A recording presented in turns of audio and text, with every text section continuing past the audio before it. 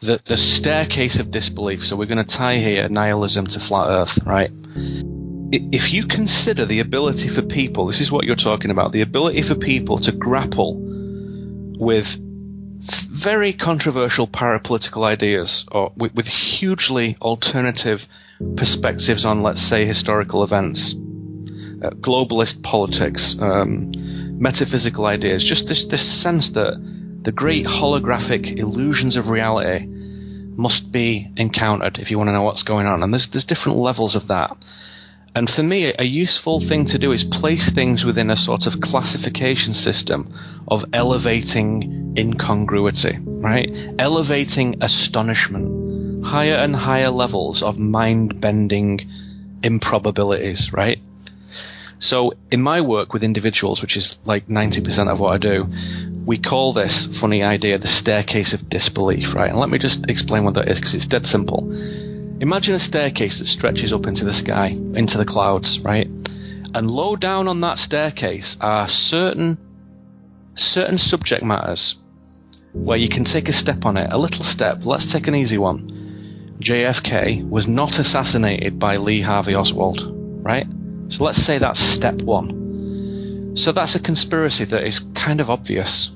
And anyone who's just looked at that for 2 seconds thinks, well, he can't have done. It didn't happen like that. There's something else that went on, right? Okay, well done. You've just taken your first step on the staircase, right? So you've got your foot on the first stair. You're on it, right? Let's take another one. Easy one. WMDs. Iraq did not have weapons of mass destruction capable of reaching England or America in 2003, which was used as the justification for an invasion of a sovereign nation. Weapons of mass deception is what was used. That's right, weapons of mass deception. Weapons of mass destruction were not real, and Tony Blair and George Bush lied. And people who exposed that deceitfulness were assassinated, like Robin Cook, the British MP. He exposed that lie, and they killed him. Let's say that's step 2, right? You see where I'm going with this, yeah? Sure. And you're on the steps, and there's other ones. We could go through a bunch, but let's say you get the idea. Low down on the staircase, there's some slightly unbelievable ideas, but nevertheless they are true. And once you've taken a few steps up there, you then start to get the idea that the world is not the way you thought it was. And then you get, let's say, midway on the staircase, 9/11. 9/11 was not due to 19 Arab hijackers. First and foremost, because many of them have turned up alive. Fact. Go and check that out. So right from the start, it wasn't.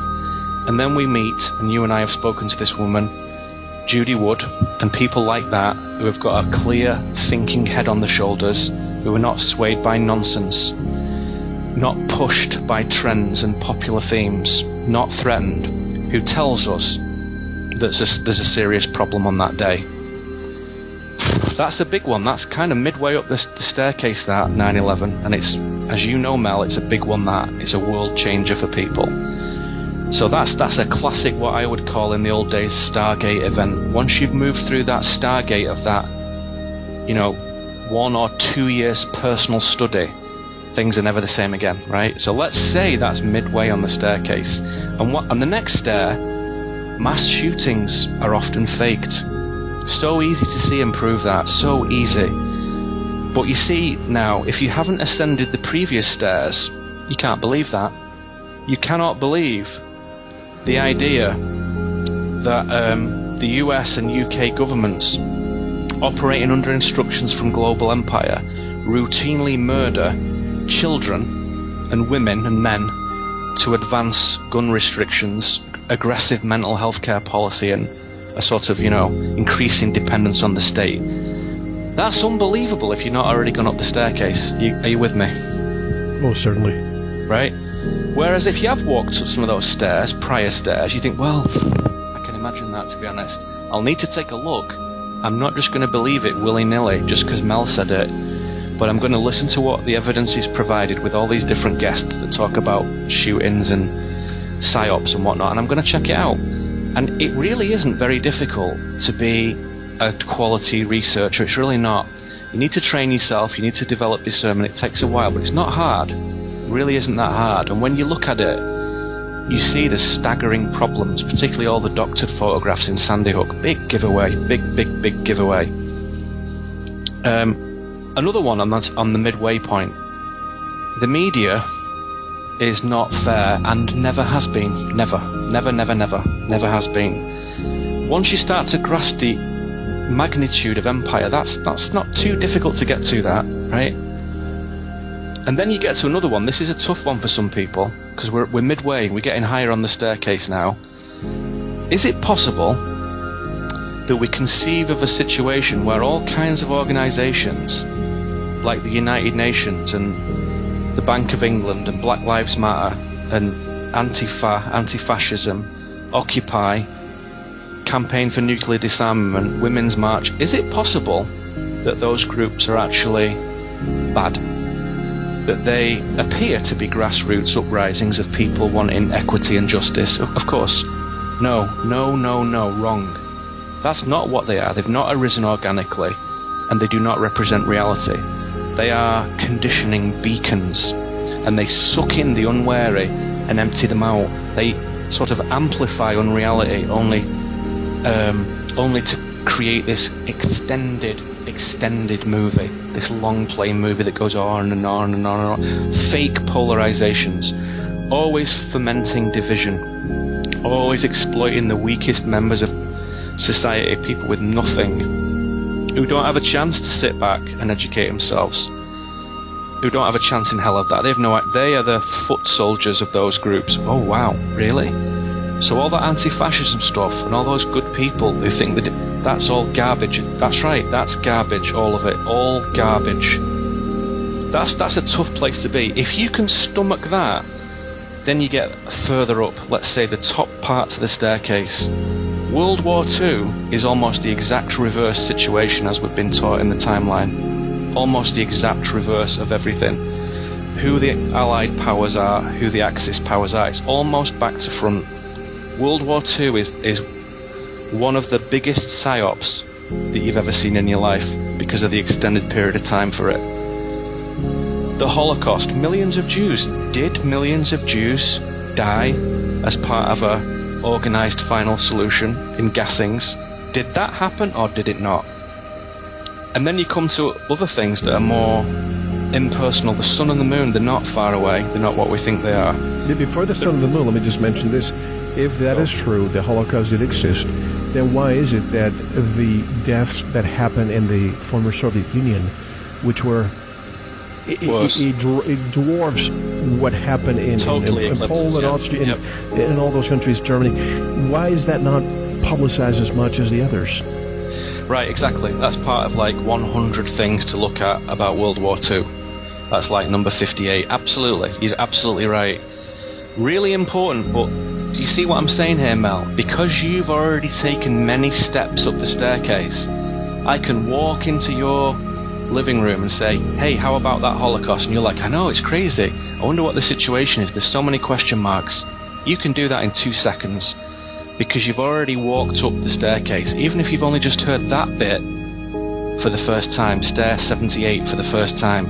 Yeah, but don't go to Europe to question that because you'll go to jail. You'll go to jail because people in Europe are not allowed on the staircase. They're not allowed on it at all. If I go down to the local coffee shop here in my little town in Washington State and start talking about that, I think the police would arrive and they'd take me off in a truck, you know, and think, well, that's some sort of racial hatred thing. What on earth are you talking about, you anti-Semite, racist, xenophobic, bigot, white privileged bastard? What on earth are you talking about? No, you wouldn't do it because we know that no one's gone up that staircase. Nobody's done it. You go up further. The Earth is not a sphere. The sun and the moon are not what you think they are. Same size, not far away. There is no gravity. Humans are ensouled children of divine source. And right at the top of the staircase, God is real and loves you. That's the hardest one for anyone to fucking believe. The hardest one. Even stupid religious people don't really accept that in the heart. They have a different version of it. That staircase of disbelief is what allows one person to examine a thing and another person not to examine a thing. You forget, Mel, and I say this tongue-in-cheek, you forget how far you've already come up that staircase over the last 15 years. You forget how many steps you've taken, and you forget what giant cataclysmic paradigm shifts you've had in your own private mind, in your own heart, in your own thoughts, personally in your life, with yourself, with your family, with your friends, with your business, with the audience, with this, with everything. We forget how far we've come. And just for a second, you stop and you look down and you realize you're at the top of the staircase. You're right there thinking, anything's possible. Stair 100. Anything is possible. There's many people walking around who may have taken one step or two steps or no steps. You cannot go midway or high up on the staircase and just say, hey, what about World War II? Apparently, Hitler was a real nice guy. You can't do that. You can't do that. Because it doesn't work. And what parapolitical researchers forget is the entire existence of these building blocks of ontological considerations, of considerations of what is real, epistemological considerations. How do we know what is real? How can we understand the scope of truthfulness? What does that even mean? Walking up that staircase in our own private studies answers that for us in very personal, meaningful ways. So like I say, I can walk into somebody's living room in this audience, pick a random guy, a random woman, and we can dive right into stair number 72, right into stair number 97, and they'll be like, wow, it's incredible. I don't know if it's true, it could be garbage, but I am prepared to look at it, and I don't have any investment, I don't have any problem looking at these issues, and I'm not in the least racist or anti-Semite, of course. That would be stupid, megally stupid, hugely stupid. It doesn't even go on the radar. However, in mainstream society, there is no staircase of disbelief. It doesn't exist. All of that stuff is untrue, every single last minute of it. And there is a lot of people walking around who don't even want to take the first step. They don't want to know. And here's why. If you take step number 1, Lee Harvey Oswald did not kill JFK, you have to go to step 100. You have to go all the way up to step 100 in due course. And deep inside, everyone knows that, and they don't want to take that journey because it's hard. It's hard, it's ugly, blood will be spilt, people will be lost, people will disappear, people will laugh at you, people will take business away from you, people will mock you, people may even lock you up. So most people, they hover the foot over that first stair, you know, when you're just about to stand on a stair, and they think, you know what, if I take this first step in due course, in the fullness of time, I might have to go all the way to the top. Flat Earth, God. I don't know whether I can do that. I don't even know whether I want to go there. And again, I emphasize this point, every single stair is a question mark. It's not whether this is the case or not. That's a very personal decision. We don't need to objectively agree on anything here.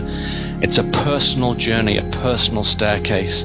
All they are question marks. Flat Earth, there's a lot of big important questions there. Really, really important questions. Anyone who writes that off needs the brain examining. They need to go back and get the crayons out and start again.